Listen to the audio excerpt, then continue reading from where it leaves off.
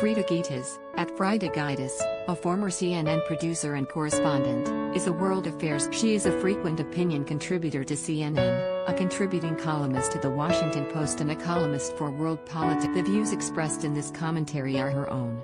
View more opinion on CNN.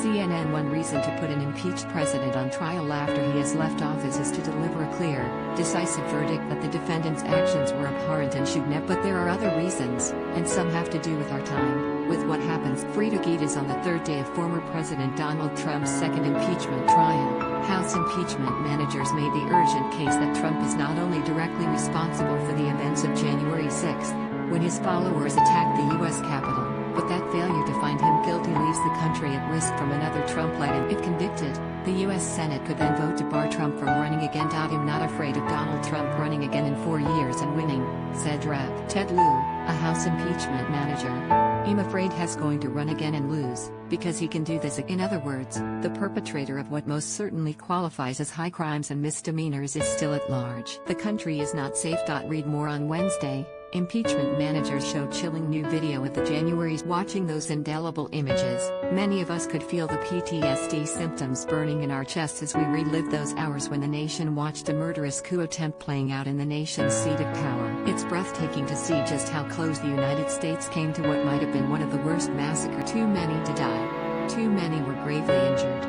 But it could have. On Thursday, the House managers drew a clear line between Trump's actions and the resulting crime. They shined a light on Trump's years-long pattern of inciting and/or endorsing violence against his critic. Representative Jamie Raskin, the lead impeachment manager, noted correctly that January 6th was not some unexpected radical break. The montage of Trump reveling in calls to violence over the years was a shocking reminder of what kind of man sat in the Oval Office for 4 years. There was the 2015 video of Trump fence kicking and shoving a Black Lives Matter protester at a campaign rally, and Trump approvingly cracking, "Maybe he should have been rough." His campaign said it did not condone physical violence. There was the infamous "very fine people on both sides" speech he gave about a neo-Nazi rally, and there was his praise for a congressman, now governor of Montana, who body slammed a and on.Hardly the picture of a peaceful leader. The grim recounting grew worse from there, with Trump tweets defending the armed goons who took over the Michigan state capitol, a dress rehearsal for the January 6th insurrection,